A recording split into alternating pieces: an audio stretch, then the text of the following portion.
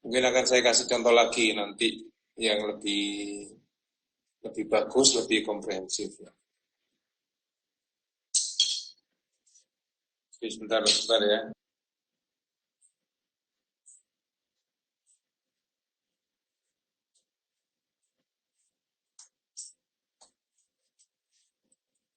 Oke, malam ini kita akan sampaikan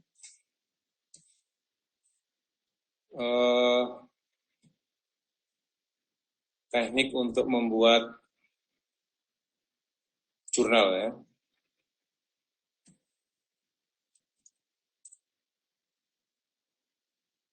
Nah, sesuai dengan kesepakatan kita di awal bahwa kita akan setiap mahasiswa atau setiap kelompok ya. Kalau untuk jurnal itu saya minta dibuat kelompok. Kelompok itu maksimal 2 orang saja. Nah, nanti ketika membuat proposal, membuat jurnal penelitian itu, yang tulisan-tulisan itu bisa jadi memang hasil penelitian.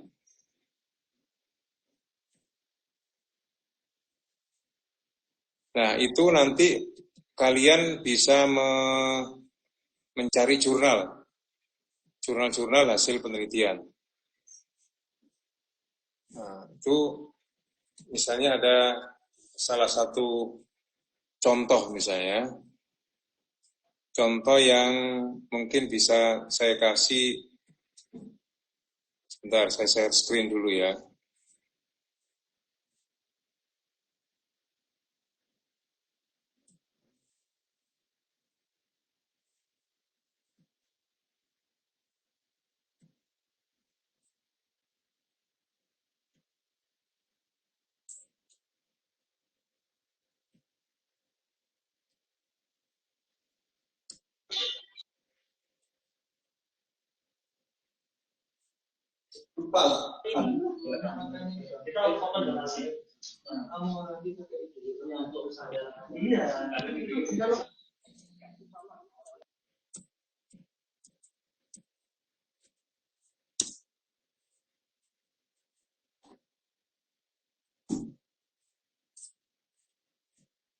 Nah, saya akan coba untuk share screen ya.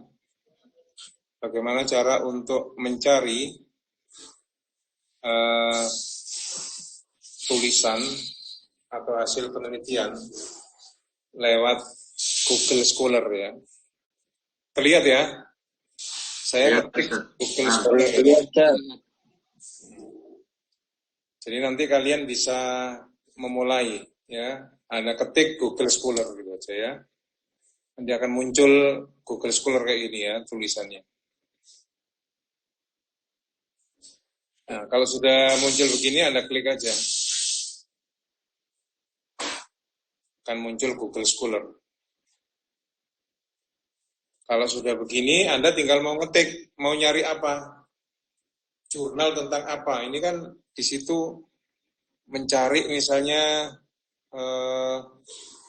pendidikan karakter.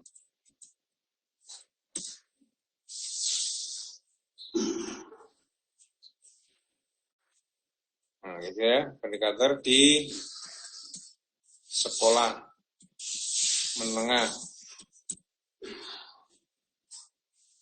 Nah, kita ketik aja, itu akan muncul banyak jurnal yang memuat tentang pendidikan karakter di sekolah menengah. Nah, itu nanti kita tinggal klik aja salah satu itu ya. Salah satu di antara itu kita bisa klik. Nah, itu salah satu cara untuk mencari jurnal yang terkait dengan tema kita. Nah, contoh lain misalnya,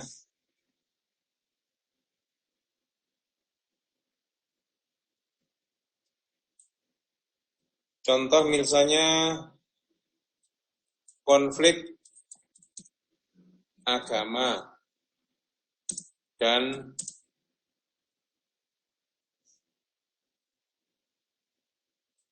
pendidikan karakter misalnya. Nah, itu juga akan muncul topik-topik tentang pendidikan karakter dan konflik.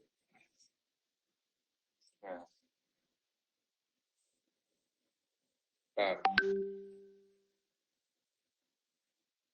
misalnya saya mau ketik konflik agama di Aceh misalnya, itu saya klik aja konflik agama di Aceh, itu akan muncul sejumlah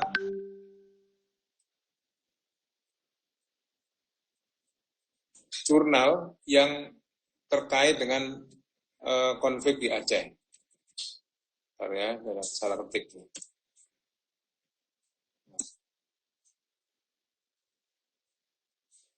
Ya, jadi misalnya saya mau ketik tentang analisis konflik antar umat beragama di Aceh Singkil misalnya.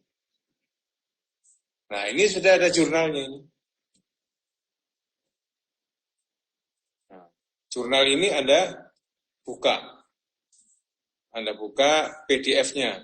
Karena biasanya kalau di halaman muka itu hanya jurnal, isinya abstrak, kemudian kata kunci, kemudian ada teks lengkapnya nanti di PDF itu ya. Kemudian referensi. Itu aja biasanya di halaman muka. Nah, oke. Kalau kita mau klik PDF lengkapnya, nah PDF itu akan muncul jurnal secara lengkap. Nah, ini jurnalnya. Kita besarkan ya.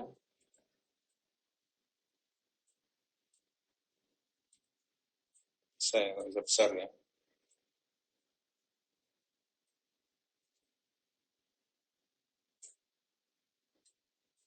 Besar. Nah, nanti intinya gini aja, bahwa dengan Google Scholar itu kita sudah bisa untuk membrowsing jurnal-jurnal yang kita inginkan sesuai dengan topik kita. Nah, di sini ada fokus dan scope, bahwa jurnal ini ada fokusnya, fokus tertentu ya. Apa yang dimuat di dalam jurnal itu memang fokusnya dan scope-nya terbatas. Khusus tentang konflik misalnya. Khusus tentang keberagamaan, khusus tentang moderasi misalnya. Itu di scope di sini. Kemudian ini penulisnya. Bagaimana cara penulisan? Bagaimana kita nulis ini dapat duit, berapa duit yang kita dapat. Kemudian outline penulisan itu. Nah, tulisan itu harus ada outline-nya. Nah, itu dan seterusnya ya. Ini termasuk jurnal profile. Itu masing-masing jurnal punya ciri, punya karakteristik. Nah, nanti kalian bisa membaca isi jurnalnya, abstrak itu. Bahwa jurnal ini membahas tentang apa gitu. Ini salah satu di antara contoh bagaimana cara membuat jurnal itu. Sampai di sini ada pertanyaan. Nah, nanti Anda baca semua ini. Jurnal ini isinya apa itu? Nah, sesuai dengan ini isinya nggak banyak ini. Mulai dari halaman 99, karena ini urutan dari kumpulan dari jurnal. Nah, mulai dari 93 sampai 96. Berarti hanya 6 lembar itu. Nah, itu salah satu di antara contoh. Oke.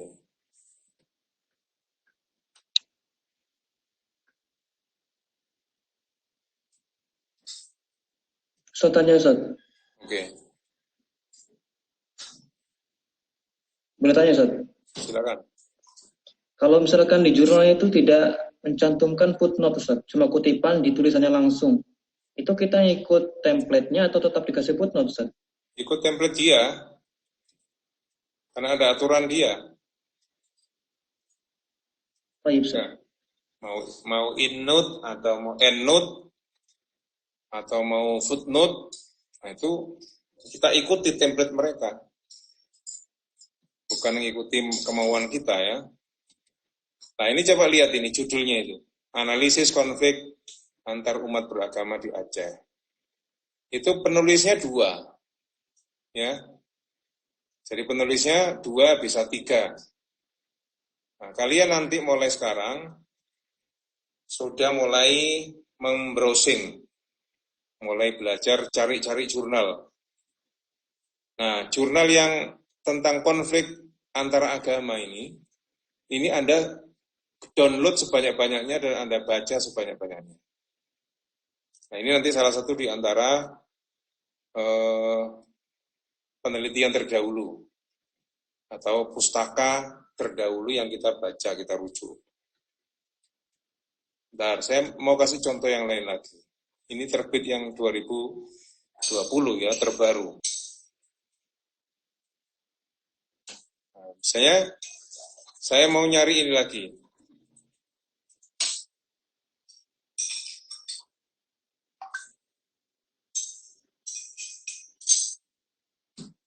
Saya ketika ngetik konflik, nah, itu ternyata muncul proceeding.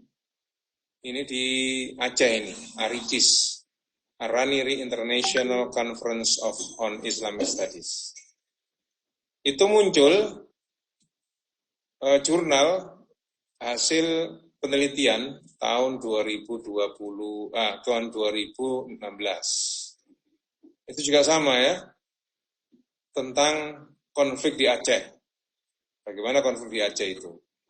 Itu coba lihat di jurnal itu ya, tampilan depan. Tampilan depan di atas itu ada judul. Judul cetak tebal, transformasi, tradisi akademik Islam, dan kontribusinya terhadap resolusi konflik agama di Aceh. Ini penulisnya tunggal. Kalau tadi penulisnya 2, ya. Ini tahun 2016. Kalau yang tadi 2020. Nah, tulisan-tulisan jurnal yang terbaru itu umumnya sekarang lebih menghargai tulisan orang banyak. Bisa 2, bisa 3. Kemudian tampil di depan, itu nama penulis sudah ya setelah di bawah judul. Kemudian ada abstrak. Nah, kalian bisa buat abstrak. Abstrak itu Anda tulis singkat ya, antara 100 sampai 150 kata. Itu di sini. Kemudian di bawah abstrak itu ada keywords, kata kunci. Kata yang sering dipakai di dalam makalah ini, tulisan ini. Kalau ada transformasi, ada kontribusi, ada tradisi akademik, ada resolusi konflik. Berarti 4 kata ini yang sering dipakai. Ya.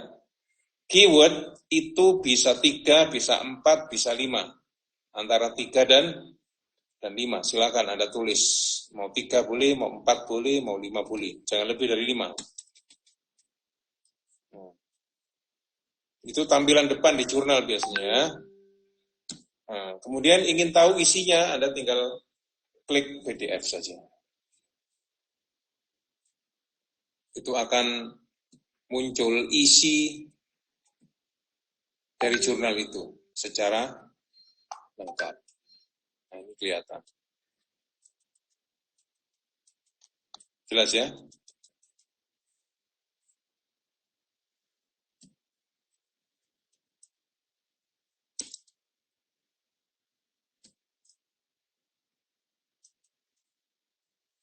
Ustaz, izin bertanya, Ustaz. Oke. Secara umum untuk penulis jurnal, batas maksimalnya berapa, Ustaz? Jumlah penulis. Iya, Ustaz. Secara umum. Secara umum ya paling enggak 3 lah. Jadi tidak kerucukan ya. Nanti Anda kalau nggak ada terbatas nanti bisa 7 orang misalnya. Karena yang nulis jurnal itu adalah yang tercantum di dalam jurnal itu adalah orang yang berkontribusi di dalam penulisan itu. Ya kadang ada 4, kadang ada 3 misalnya. Makanya saya ini rencana kalian mulai sekarang sudah bisa membrowsing jurnal-jurnal dan kemudian Anda mau tertarik soal apa. Nah, kemarin sudah disepakati nggak? 2 orang itu sudah terbentuk nggak? Sudah Ustaz. Sudah. Sudah Ustaz. Sudah Ustaz. 2 orang Ustaz. Sudah Ustaz. 2 orang itu silakan bekerja sama. Bekerja sama untuk menentukan topik tulisan yang mau Anda tulis. Anda mau tertarik apa? Nah, kemudian topik itu Anda cari jurnal-jurnalnya itu. Ya, jurnal-jurnal sebagai rujukan ya. Kemudian kalau sudah Anda tertarik, cari jurnal apa yang Anda mau tuju.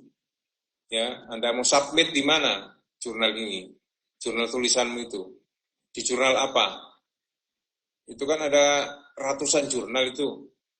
Jurnal itu bertingkat-tingkat ya. Ada jurnal yang Sinta 1, Sinta 2, Sinta 3, sampai Sinta 6. Nah, itu Anda bisa pelajari jurnal itu. Termasuk jurnal itu hanya 5.000 kata misalnya. Ada yang 7.000 kata. Ya kurang lebih 10 lembar lah ya. Ada yang misalnya aturannya itu 15 halaman. Ya, berarti Anda harus nulis 15 halaman atau nulis berapa kata yang dia sepakati, yang dia tetapkan. Nah, misalnya ini yang saya maksudkan dengan jurnal yang bisa dieksplorasi lewat konflik, jurnal Google Scholar, itu maksudnya membantu bahwa tema yang Anda buat itu ternyata sudah banyak orang yang nulis. Nah, kayak ini ya, jurnal Al-Ijtimai. Nah, saya tadi ngetik konflik di Aceh. Itu muncul model konsensus dan rekonsiliasi konflik antar umat beragama di Aceh Singkil. Nah, saya belum baca ini. Isinya apa? Konflik tentang apa? Ini kita nggak tahu jurnalnya apa, isinya apa, kecuali kalau kita sudah baca. Ya, ini ternyata jurnalnya tahun 2015. 6 tahun yang lalu ya. Nah, lebih bagus Anda ketika mengeksplorasi jurnal itu adalah 5 tahun terakhir. Saya kira banyak ya. Banyak yang bisa kita. Nah, topik-topik tentang konflik agama di Aceh, nah, mungkin karena Anda orang Aceh, itu bisa membantu Anda, bahwa konflik Aceh di Singkil itu dilatar belakangi oleh agama. Ada yang dilatari oleh ekonomi. Dilatari oleh kepentingan politik. Dilatar belakangi oleh kasta. Atau dilatar belakangi oleh kekuasaan. Nah, kalau sudah Anda kumpulkan jurnal-jurnal tadi itu, kan sudah ada tentang ekonomi, tentang politik, tentang keagama, tentang kekuasaan. Itu ternyata punya Anda belum ada yang neliti. Bahwa penelitian saudara Anda itu, saya meneliti tentang konflik agama di Aceh pada ranah keluarga. Nah, kayak gitu ya. Jadi jurnal-jurnal ini membantu Anda, membantu kita untuk menunjukkan bahwa kita ini bukan orang yang pertama meneliti. Tapi sudah banyak orang yang melakukan penelitian yang sebelumnya. Nah, ini kan sama ya, judul, penulis, ada kata abstrak. Nah, ini mungkin kepanjangan ini ya. Ini kan jurnal, ini mungkin tahun 2015. Kurang simpel ya. Nah, ini ada, ini enggak ada apa itu, keywords-nya ya. Enggak ada ini kayaknya. Ini karena memang yang terbaru yang kita lihat, misalnya saya mau nulis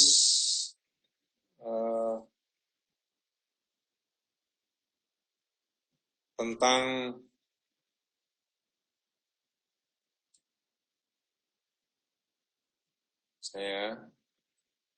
saya mau nulis tentang misalnya Salafi dan konflik misalnya. Nah, itu akan muncul tulisan-tulisan jurnal tentang Salafi.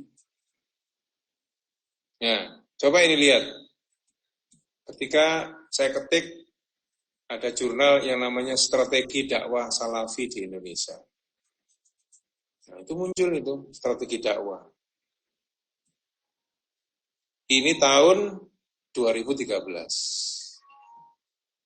Ya, itu akan Anda lihat, itu Anda baca, isinya apa itu. Abstrak, isinya bla bla bla, Anda bisa baca. Cuman ini fokusnya kemana? Nah, ini fokusnya kan strategi dakwahnya ini. Ya, sebentar, telepon saya agak berdering, sebentar ya.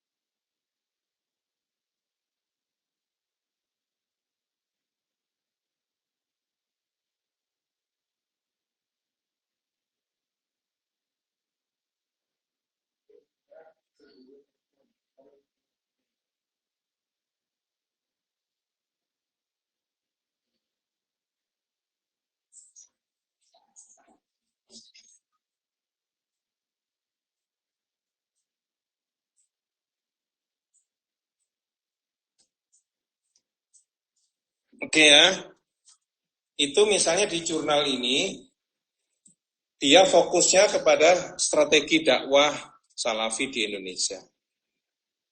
Nah, ini kebetulan penulisnya tunggal, ini lagi-lagi tahun 2013.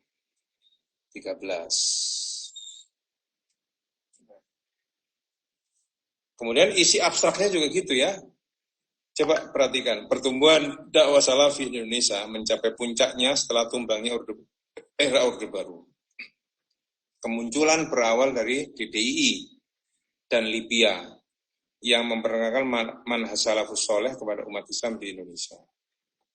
Mereka didukung oleh lembaga donor dari Timur Tengah berupa pendidikan gratis di Timur Tengah serta dana untuk mendirikan lembaga-lembaga untuk menjadi eksistensi dakwah salafi, seperti pendidikan yayasan, sekolah, rumah sakit, pondok pesantren, dan lembaga kursus bahasa Arab. Nah, coba perhatikan ini ya. Di samping mendirikan lembaga formal, mereka juga mengisi pengajian keagamaan, khutbah, tabligh akbar, halaqah, dan daurah. Kegiatan-kegiatan tersebut didokumentasikan lewat kaset, VCD, DVD, dan yang kemudian dijual bersama buku. Ini kan karena tahun 2013 masih ada kaset, masih ada DVD, masih ada VCD. Sekarang kan sudah nggak ada ya. Nah, bersama buku, jurnal, dan majalah. Di samping itu, ada pula yang memberikan tausiah, nasihat, dan dakwah melalui media dakwah penyiaran, seperti stasiun TV, radio, dunia maya, seperti website, blog, mailing list, dan jejaring sosial. Nah, ini yang dilihat fokusnya adalah strategi dakwahnya. Ya, strategi dakwah melalui tulisan, melalui media sosial, ya, melalui kaset, dan sebagainya. Coba lihat ini, keywordnya itu. Keyword itu yang sering dipakai, sering dikutip adalah, karena penelitiannya Salafi ya, sering menyebut Salafi. Ya, karena yang ditekankan adalah strategi dakwahnya, nah, maka muncul keyword strategi dakwah. Nah, kemudian muncul Islam Indonesia. Itu kira-kira, kalau mau ingin tahu teks aslinya, teks fullnya, ya, penuh. Nah, itu Anda bisa buka di PDF-nya.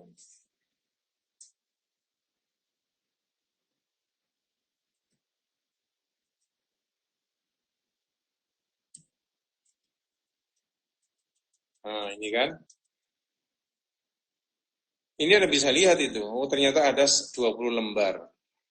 25 lembar ya, halaman. Mulai dari awal sampai akhir. Nah, kayak gitu ya. Silakan Anda mau nulis soal apa saja. Nah, itu baru strategi dakwah Salafi di Indonesia. Nah, misalnya saya tadi ketika ngetik strategi dakwah, mungkin ada, kita lihat di sini misalnya. Nah, ketika saya ketik fenomena konflik NU dan Salafi Gisuna, studi kasus di perumahan Griyo Indah Serpong, Gunung Sindur Bogor. Nah,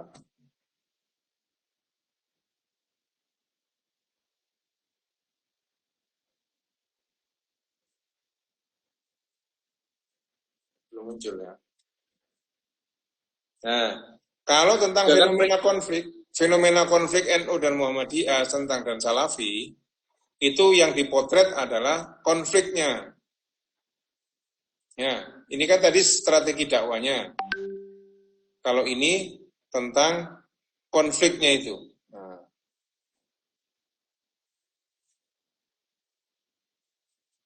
Ya, agak lemut. Tidak bisa ya.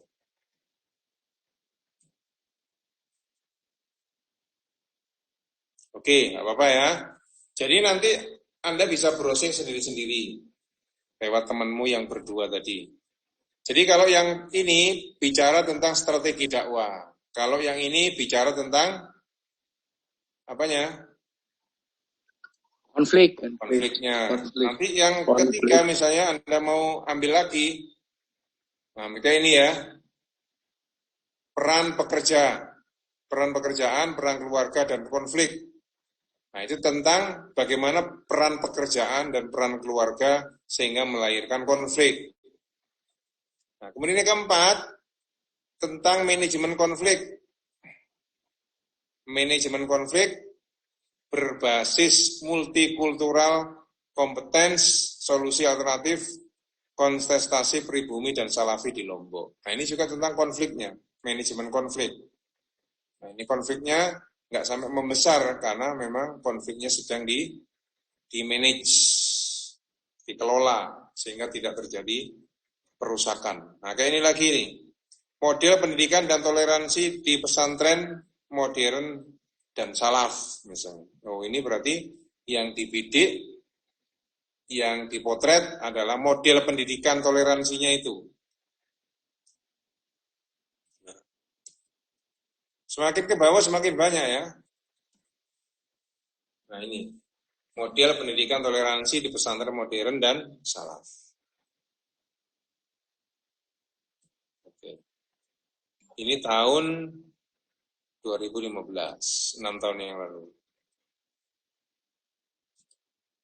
Oke ya.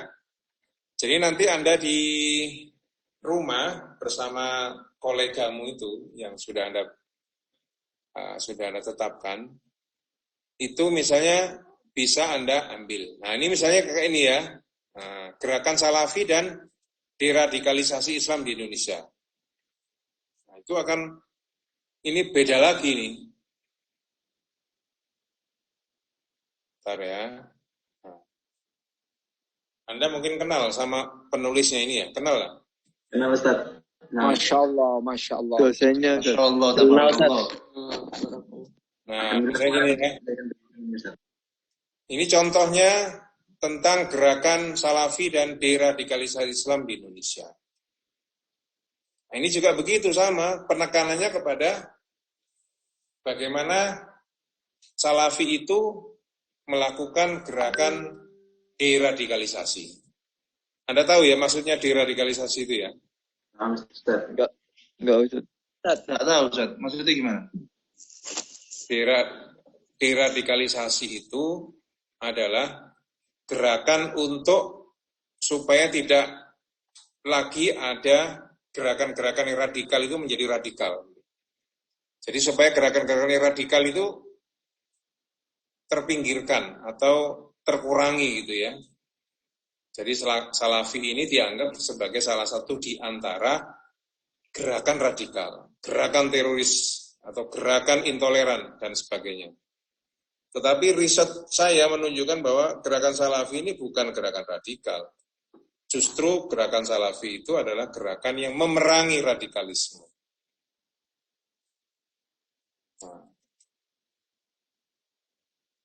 Nah ini contoh, ini baru tahun 2019. Belum 2 tahun ya, 1,5 tahun yang lalu. Nah, ini kan di depannya ada keywords. Ada compatibility, ada Salafi, ada movement, ada deradikalisasi. Karena kata-kata itu yang sering dipakai di dalam jurnal ini, tulisan ini. Nah, semakin banyak Anda mengumpulkan jurnal, itu semakin bagus. Ya, kalau jurnal Anda semakin sedikit, itu berarti jurnal Anda, tulisan Anda kurang. Nah, misalnya ini lagi ya.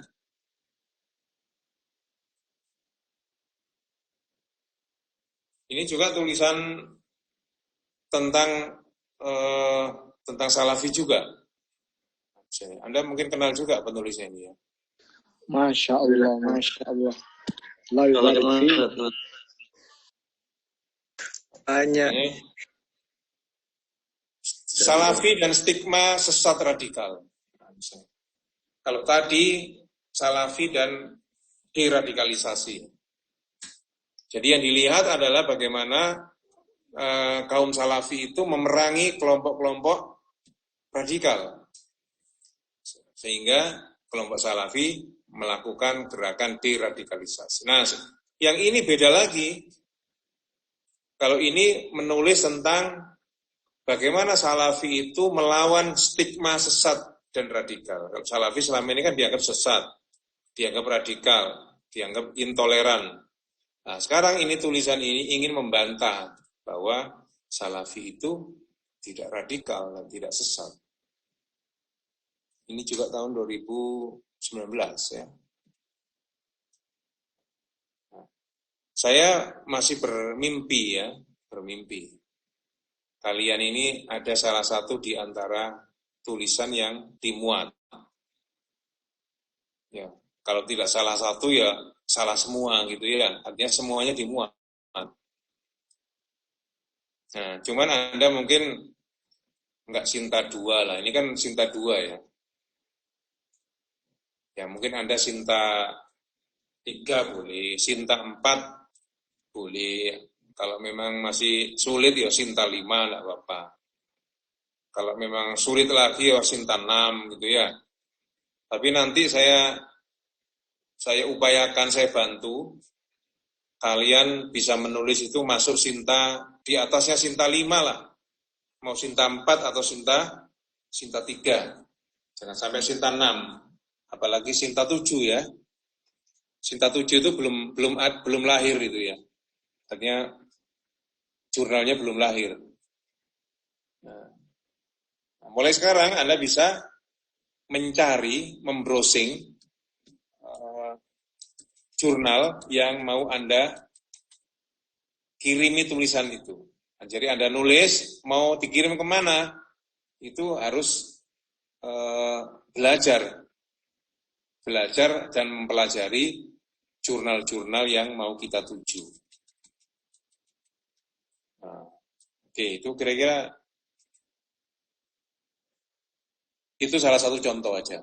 Ya, ini kalau nggak Anda segera mulai, bisa hilang. Ya, silakan Anda mulai saja lewat HP boleh, kan lewat HP bisa itu. Ya, nah, saya ini meneliti tentang Salafi saja, itu ternyata banyak ini yang menulis tentang Salafi. Cuman sisi mana yang Anda mau tulis itu? Anda mau nulis apanya? Misalnya Anda menemukan ya, Salafi dan perdukunan, misalnya kayak gitu ya misalnya ya. Pokoknya silakan Anda nulis jurnal yang orang belum nulis. Nah, itu aja intinya. Kalau Anda bisa melakukan itu, dengan cara apa? Ya, dengan cara menelusuri jurnal ini. Jurnal-jurnal yang terkait dengan topik yang Anda buat. Ini ada dekulturalisasi Islam dan konflik sosial dalam dakwah Wahabi di Indonesia. Ini juga sama, ini tentang Salafi. Jadi tulisan tentang Salafi itu sangat banyak, ya ternyata. Sekarang ini misalnya Anda mau meneliti tentang negara misalnya, nggak apa-apa. Anda meneliti tentang FPI, Anda nulis tentang HTI, Anda nulis tentang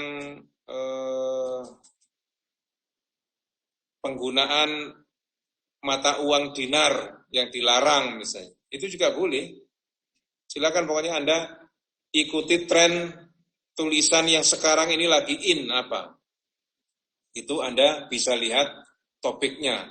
Nah, misalnya ya, saya mau nulis tentang mata uang dinar. Saya ngawur aja ini ya. Ada nggak yang sudah meneliti tentang mata uang dinar? Nah, ini ternyata ada itu.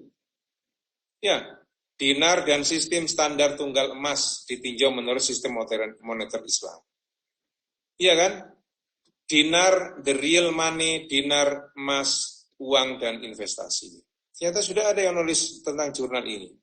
Analisis stabilitas dinar emas dan dolar Amerika Serikat dalam denominasi rupiah. Coba sekarang Anda mau neliti apa, nulis apa gitu. Itu sudah bisa dilihat sekarang loh ini. Dilema penerapan emas dinar sebagai mata uang internasional.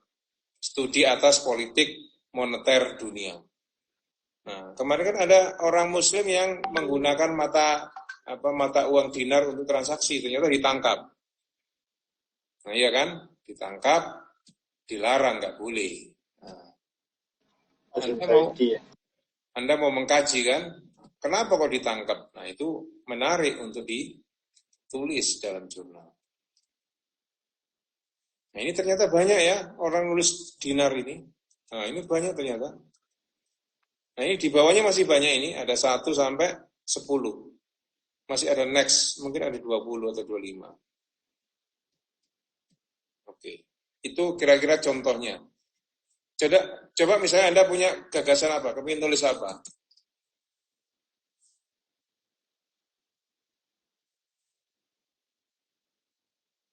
Misalnya demokrasi dan Islam. Nah, kayak ini ya.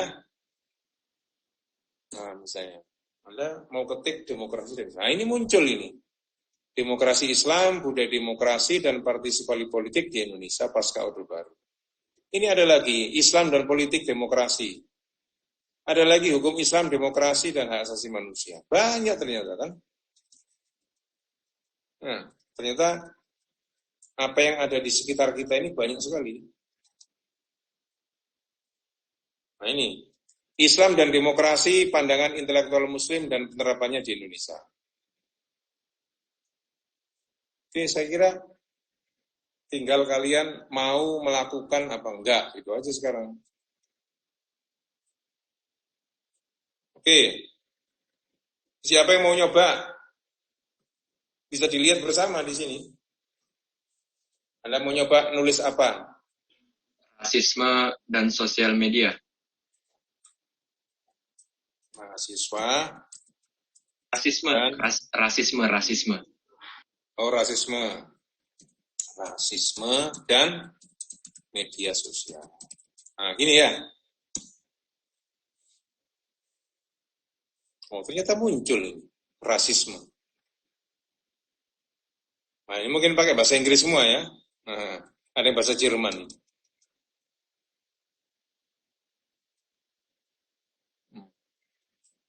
Mungkin Anda kalau pakai karena bahasa Jerman, bahasa Inggris, bahasa Perancis, mungkin Anda kayak gini ya. Mungkin Anda cari kata ini muncul.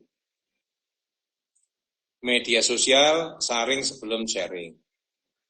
Ini juga sama, ini jurnal semua ini.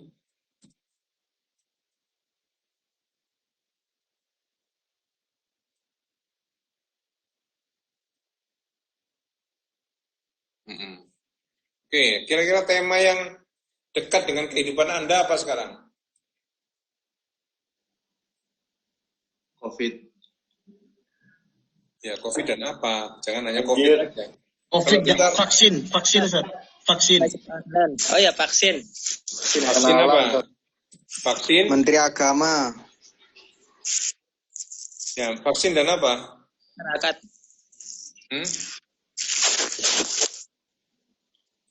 Vaksin dan COVID misalnya. Ya. Juga muncul. Nah, itu. Bagaimana COVID dan vaksin itu muncul di sini?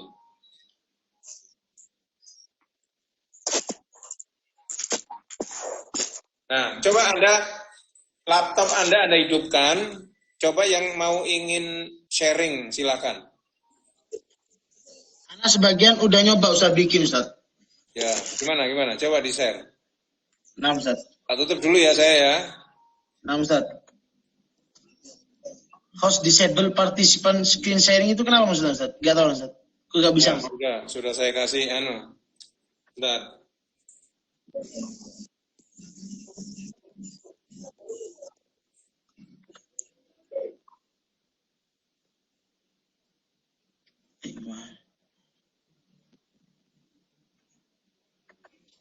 Tunggu Ustaz, sebentar Ustaz ya, takut gak ngerti Ustaz Mas.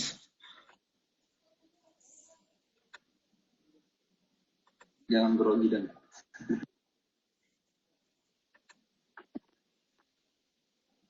Si. Ini kalau masuk ke file gimana caranya? Kalau masuk ke folder? Setelah mencet share?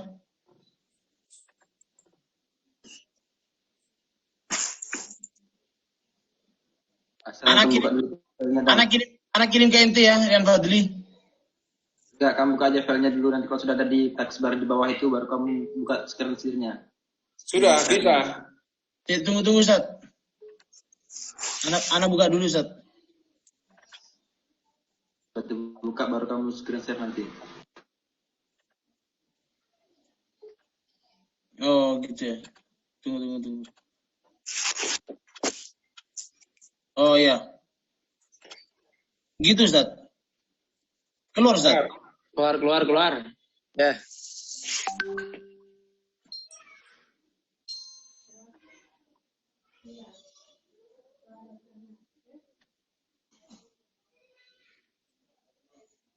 Punya anak tentang ini Ustaz, vaksinasi Indonesia Ustaz. Itu punya anak Ustaz.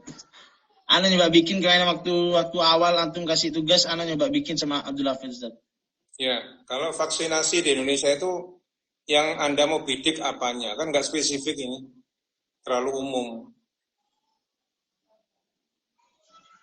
Nggak, saya hanya lihat judulnya aja. Gitu Ustaz ya? Iya. Judulmu ini terlalu umum, makro. Tahu makro ya?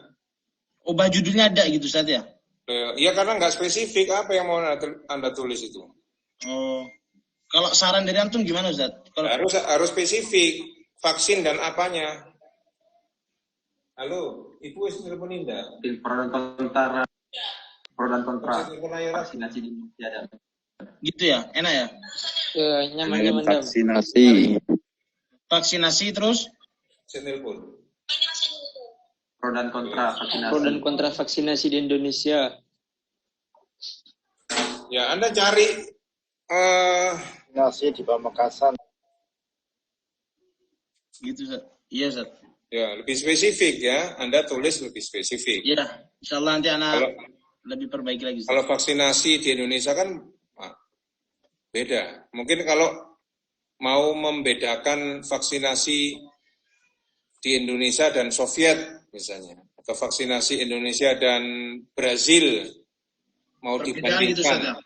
Perbedaan istilahnya Ustaz. Iya, tapi itu pun harus dibedakan tentang apanya, tentang akurasinya misalnya, tentang respon masyarakat, apakah melawan atau menolak atau menerima, kayak gitu itu ya. Ya, 6 Ustaz. Syukur. Jadi harus spesifik, jangan sampai. Iya Ustaz. Jadi lagi anak buat jurnal ini juga spesifik Ustaz. Jadi ada itunya juga kok, pro kontranya bagaimana. Jadi bagaimana masyarakat itu ada yang menerima atau enggak vaksin itu. Ya tapi orang itu melihat judul dulu, nggak mungkin orang lihat dalamnya dulu. Kalau orang editor itu melihat judulnya nggak menarik, nggak mungkin dibaca. Ini kan temamu tema global, tema umum, ya, tidak spesifik. Insyaallah nanti anak perbaiki lagi Ustaz. Syukur Ustaz. Ustaz mau nanya Ustaz. Ya. Kalau misalkan pembahasannya kayak tadi misalkan, itu luas vaksinasi Indonesia, tapi kita menspesifikannya dengan daerah atau wilayah gitu bagaimana Ustaz? Ya kan ditulis sekilas. Kalau mau spesifik apanya dulu, Anda kan masih umum semua itu. Oh, ya. Makanya di judul itu harus spesifik tentang apanya. Kayak tadi itu ya, Salafi dan stigma radikal. Ya sudah, yang saya teliti adalah stigma radikal dan sesat tadi itu. Salafi kan banyak toh, tapi yang mau saya tulis adalah Salafi dan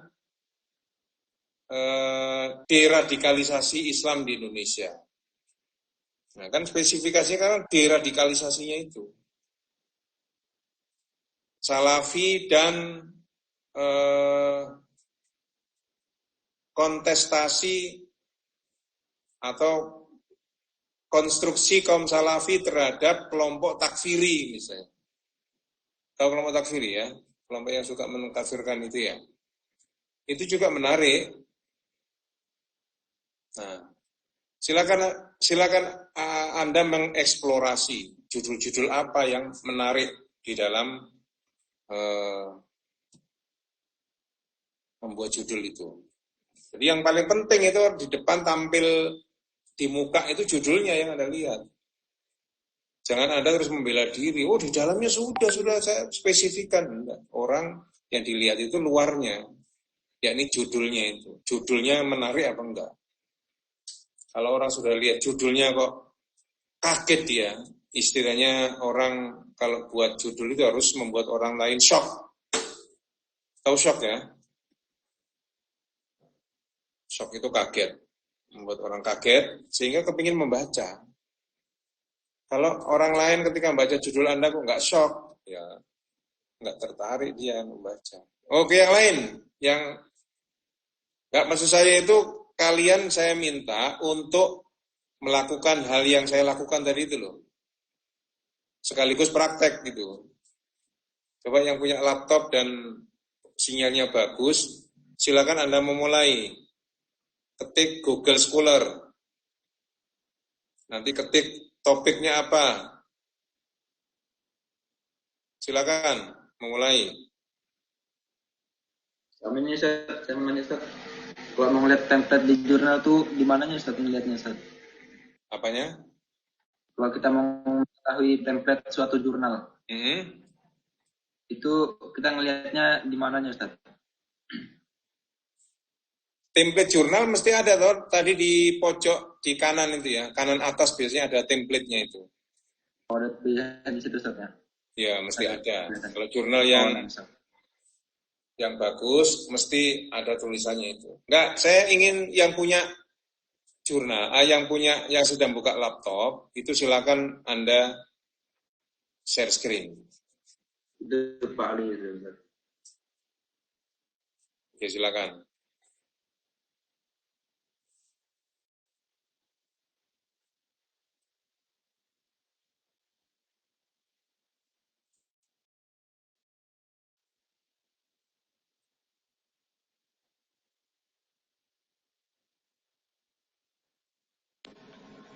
Cintanya Ustaz, Google Scholar sama Google Cendekia sama Ustaz? Sama ya.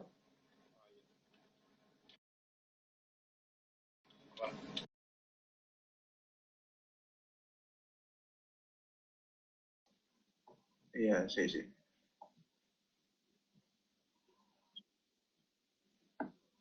Kenapa? Kok bisa? Oh gitu. Oh ngaco. Ini Ustaz, kelihatan Ustaz ya? Ya, kelihatan. Oh ya, bagus.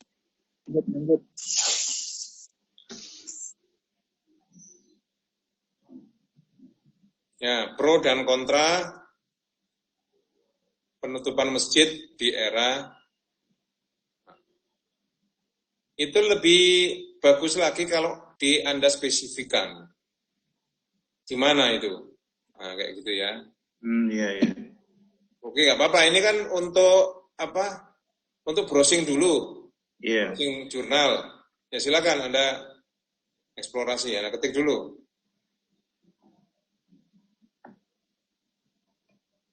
Di Surabaya gitu misalnya ya kan? Iya, di komunitas apa gitu ya. Surabaya kan masih umum. Enggak ada, ketik aja, kayak klik aja biar muncul. Untuk belajar bersama teman-teman. Di ini judul-judul bawah ini. Ya. Silakan. Judul itu Anda klik.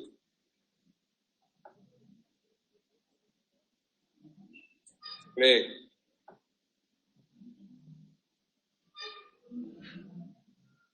Iya. Ya. Nah, itu bicara tentang apa itu? Itu Anda baca. Itu baru 2020.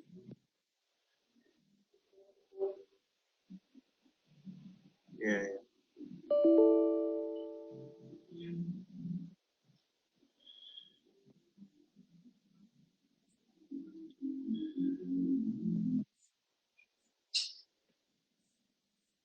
Nah, yang lain gitu ya. Jurnal lain Anda buka, baca, gitu terus ya. Iya. Itu aja. Kalau cara-cara ini Anda pakai, insya Allah jurnal Anda banyak dan tulisan Anda semakin spesifik. Ini kan bisa Anda lihat dari tulisan itu, Anda klik, kan muncul jurnalnya. Coba cekkan, kamu klik. Yang tulisan terbaru misalnya, coba. Ada nggak tulisan ini terbaru? Ini terbaru ini, 2021 ini. Ya coba klikkan.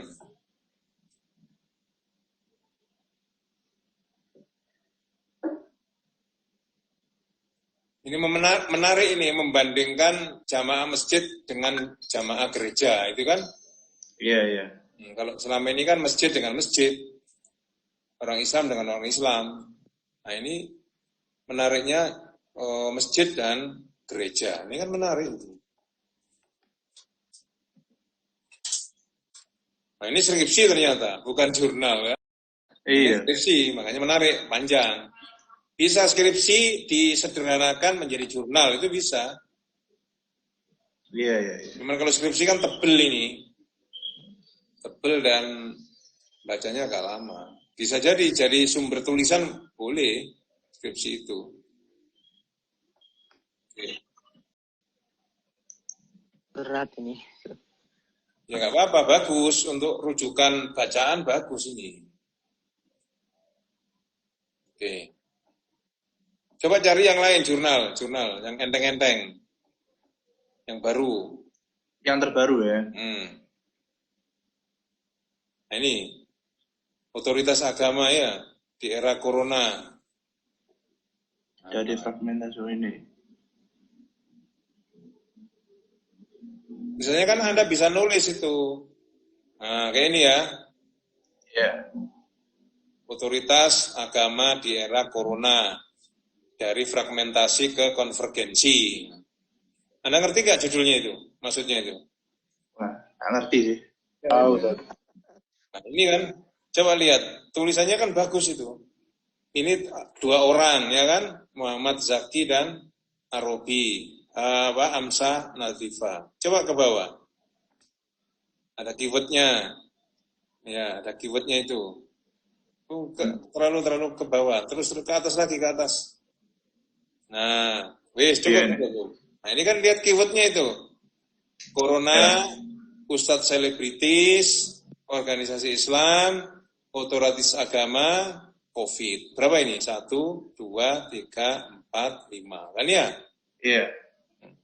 Ini juga gitu, nanti buat keyword juga 5. Coba ini, kalau artikel yang bagus itu spesifik dia. Artikel ini berupaya menarasikan pandangan, sikap, dan peran otoritas keagamaan Islam dalam merespon situasi pandemi akibat penyebaran virus corona di Indonesia. Coba lihat, fokus nggak ini? Fokus ya? Iya. Jadi, Fokus banget tuh. ini langsung fokus menarasikan pandangan, sikap, dan peran otoritas keagamaan terhadap pandemi. Coba lihat, fokus artikel ini adalah artikulasi wacana keagamaan dan praksis sosial yang dilakukan oleh Ustadz selebritis. Tahu Ustadz selebritis ya? Iya. Dan organisasi massa Islam dalam menghadapi pandemi akibat COVID-19. Tulisan ini mengulas pergeseran wacana di kalangan otoritas keagamaan menyangkut isu COVID. Di saat ini, di saat wabah corona belum terdeteksi di Indonesia, yakni bulan Januari-Februari, respon otoritas agama mengalami fragmentasi. Tahu fragmentasi ya? Apa itu? Fragmentasi itu ya, perbedaan sikap, perpecahan, ya, dan kontestasi dan persaingan dan perpecahan. Fragmentasi ini ditunjukkan adanya gap. Tahu gap ya? Gap, tahu gap ya? Tahu. Ya. Gap antara sikap proaktif dan konstruktif masyarakat pemuka dan organisasi agama dengan sikap reaktif. Kalau yang tadi proaktif, sekarang reaktif dan kontraproduktif sebagian kecil pemuka agama lainnya. Paham ya ini maksudnya ya? Jadi dia ingin melihat bahwa ada respon dari otoritas keagamaan yang fragmentatif. Kenapa disebut fragmentatif? Ternyata sikap keagamaan, sikap dari pemegang otoritas keagamaan itu ternyata pro satu sisi, yang lain adalah kontra. Yang satu dukung, yang satu enggak. Coba ke atas lagi. Ke bawah.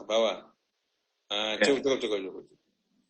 Lambat laun, seiring dengan kasus COVID yang menyebar di tanah air, otoritas agama baru berupa ustadz selebritis maupun otoritas agama lama seperti MUI, Muhammadiyah, dan NU mengalami konvergensi wacana dan praksis keagamaan dalam respon COVID-19. Mereka sama-sama bekerja keras meyakinkan umat Islam bahwa pesan otoritas agama selaras dengan panduan otoritas kesehatan. Konvergensi perpindahan. Ya, berpindah. Mana ya tadi ya? Ada konvergensi tadi. Ini ya. Ini? Ya, mengalami perpindahan wacana. Perpindahan wacana itu maksudnya kalau orang-orang disuruh prokes, itu kan nggak semua orang mau prokes ya. Ya, kalau misalnya di jamaah punyanya Muhammad Ali itu jaga jarak apa enggak? Softnya rapat apa renggang?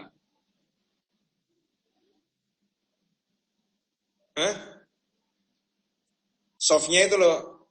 Di masjid kita itu kan ada yang softnya renggang dan softnya rapet toh. Iya, betul. Iya kan? Nah, iya. Nah, Anda kan melihat misalnya ada masjid yang kampung, satu kelurahan itu rapet semua. Ternyata ada satu masjid yang nggak rapet. Itu menarik untuk diteliti ya. Kenapa masyarakat yang satu kok sudah semuanya rapet softnya, ini kok nggak rapet ini? Ini kan juga menarik untuk diteliti. Itu namanya perbedaan sikap pro dan kontra.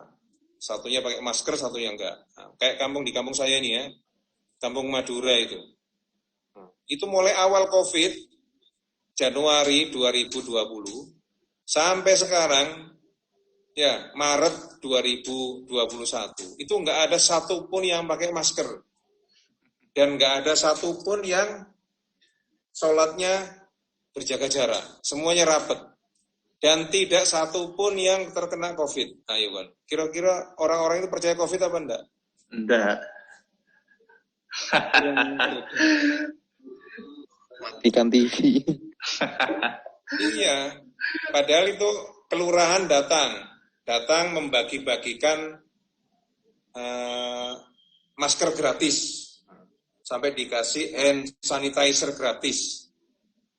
Ternyata hal-hal itu kira-kira dipakai apa enggak sama mereka? Enggak. Hah? Enggak. Mungkin bisa enggak. Dijual lagi paling itu. Karena mereka enggak beriman sama COVID kan ya. Kalau yang beriman sama COVID itu dibeli, ya. Tapi kalau komunitas Madura di sini, jangankan suruh beli, dikasih nggak dipakai. Dijual lagi paling. Dijual lagi malah. Contoh ya. Oke, saya kira itu kalian sudah bisa melakukan itu ya. Sudah bisa melakukan bagaimana cara untuk membrowsing tulisan jurnal. Ya, silakan Anda buat 2 orang itu. Saya nanti akan mencoba untuk baca. Saya akan baca isinya apa. Kalau judulnya kurang, saya kasih saran. Kalau isinya kurang, akan saya tambahi misalnya. Kalau jurnalnya kurang, mungkin akan saya kasih masukan. Kalau misalnya daftar pustakanya kurang, nanti saya sarankan untuk membaca ini dan baca itu. Nah, itu aja. Tugas saya mengarahkan. Makanya nanti nama saya ditaruh di belakang ya. Belakang sendiri. Saya nomor 3 saya. Jangan ditaruh nomor tengah atau nomor 1 ya. Jadi kalau saya yang menemukan temanya, baru nanti nama saya taruh di depan. Saya taruh di belakang aja. Oke, saya kira itu ya pertemuan kita. Nanti akan saya bagi ada video bagaimana cara membuat abstrak, bagaimana cara membuat pendahuluan, bagaimana cara mencari referensi. Kita nanti akan terus berdiskusi, bekerja sama ya. Kalau nanti memang ada jurnal yang penting untuk kita sampaikan. Nah, sebentar ya, ini sebelum lupa, tolong abstrak ini yang dibagi ini tolong dipoto. Jadi kalau Anda nanti membuat jurnal abstrak, itu kira-kira standarnya ini. Itu aja. Karena apa? Ini fokus ini jurnal ini. Artikel ini berupaya menarasikan, nah, kayak gitu ya. Artikel ini ingin menunjukkan, artikel ini ingin mendeskripsikan tentang, nah, kayak gitu ya. Kemudian yang kedua, coba lihat baris kedua, baris ketiga. Fokus artikel ini adalah, sudah fokus ya, nggak kemana-mana ya. Kemarin atau dulu pernah saya bilang bahwa kalau Anda mau membahas Sidotopo, itu langsung aja Sidotopo Kidul. Nggak usah Anda membahas di Indonesia, itu ada 34 provinsi. Di antara provinsi itu ada Provinsi Jawa Timur. Jawa Timur itu memiliki 38 kabupaten.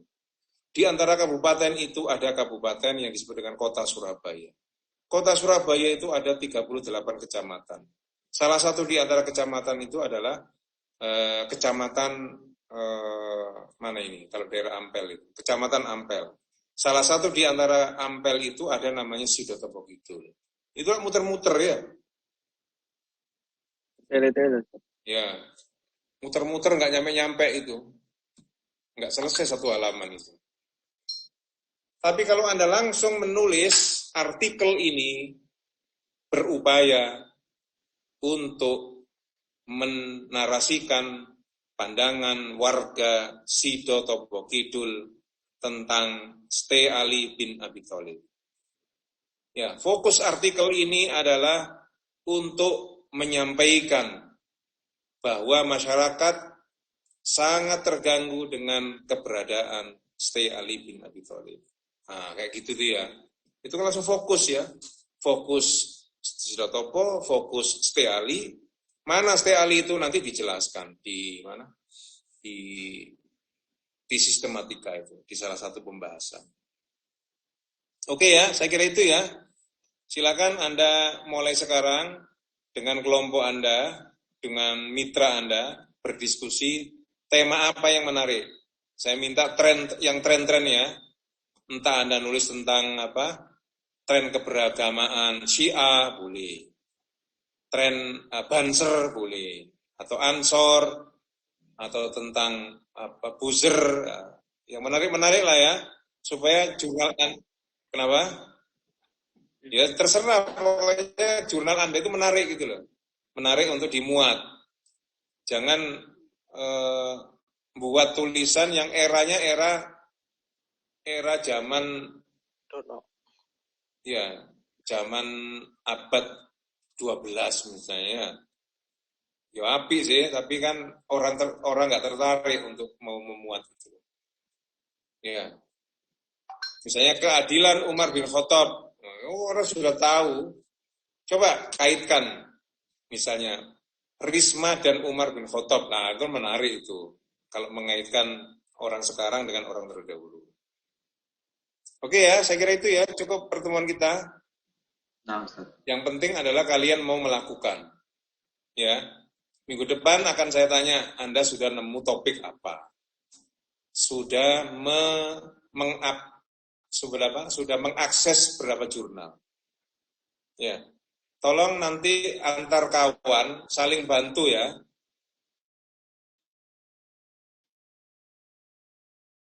Saling mencari kata supaya jurnal itu lebih spesifik. Kalau ada yang lebih pinter, silakan berbagi kepada mereka yang belum pinter ya, supaya sama-sama pinter nanti. Saya kepingin berharap jurnal Anda, tulisan Anda itu dimuat di jurnal. Ya, kalaupun tidak separuh, ini berapa orang ini semuanya ini? 60-an Ustaz. Berapa? 60 lebih Ustaz, 62-an sekitar Ustaz. Oh iya, ada 62. Kalau 22 berarti kan ada 30 artikel nih. Nah, saya berharap 30 artikel disubmit semua ya. Silakan Anda submit semua. Dimuat atau enggak dimuat, pokoknya disubmit semua. Kemudian nanti pasti ada hasilnya. Ya, minimal nyantol separuh. Kalau 30 ya nyantol 15. Saya berdoa supaya ada di antara kelompok ini, grup ini, ada yang dimuat jurnalnya itu. Kalau sudah dimuat, itu langsung tak kasih nilai A sudah. Wis nggak pakai mikir saya. Ya, sesuai dengan kesepakatan kita. Siapa yang dimuat, dijanjeni misalnya, iya nanti dimuat bulan Agustus. Nah, itu langsung tak kasih nilai A. Karena ada janji dimuat. Disubmit, itu minimal saya kasih nilai B. Disubmit ya. Kalau tidak mensubmit, itu tak kasih nilai C. Gitu aja, gampang. Kalau kepingin nilai B, submit aja. Kalau kepingin nilai A, langsung berupaya untuk dimuat. Oke, ketua kelasnya siapa ini? Mana ketua kelasnya? Lihat Ustaz. Mana Ustaz? Oh iya, wis. Silakan yang tidak masuk saja yang Anda kirim ke via WA saya. Oke, saya kira itu kita tutup doa tafatul majelis. Mohon